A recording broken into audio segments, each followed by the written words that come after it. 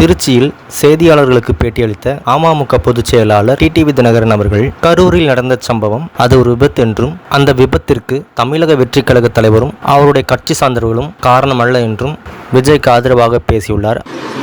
விஜயோ அவர் கட்சியோ அவர்கள் ஒன்றும் அதுக்கு காரணம் இல்லை.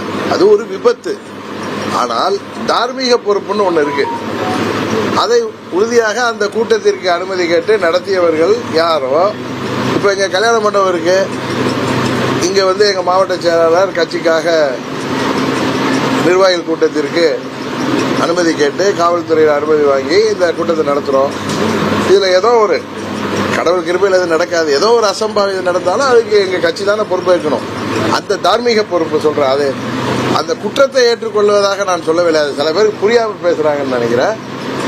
அங்கே நடந்தது குற்றமே இல்லை, அது ஒரு விபத்து.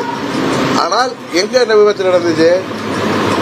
தமாக நடத்திய அந்த பிரச்சார கூட்டத்தில் நடந்தது. அதனால எப்படி இந்த கூட்டத்தை நாங்கள் எங்கள் மாவட்ட செயலாளர் பொறுப்பேற்பாரோ, எப்படி நான் எனக்கு அதில் தார்மீக பொறுப்பு இருக்கோ, அது போல விஜய் அவர்கள் தார்மீக பொறுப்பு ஏற்றிருந்தால் நீதிமன்றம் இந்த வருத்தத்தையும் கண்டனத்தையும் தெரிவிச்சிருக்காது. ஏன்னா தார்மீக பொறுப்பு என்பது குற்றத்தை ஒற்றுக்கொள்வதல்ல. அந்த கூட்டத்தை நடத்திய பொறுப்பு தான் தார்மீக பொறுப்பு, அக்கௌண்டபிலிட்டி, அது அவர்களுக்கு உள்ளது. அதை தான் ஒரு எக்ஸாம்பிள் சொன்னால், இப்போ இங்கே இந்த கூட்டம் நடத்துகிறோம், இதில் ஏதாவது ஒரு அசம்பாவிதம் இருந்தால் அதில் நான் தான் தார்மீக பொறுப்பு இருக்கணும்.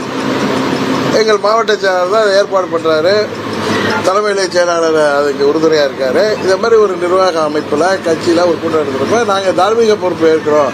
அதுக்காக நாங்கள் நடந்த ஒரு விபத்துக்கு நாங்கள் குற்றத்தை ஏற்றுக்கொள்கிறோம் என்பது அல்ல. இதை எல்லாரும் புரிஞ்சுக்கணும்.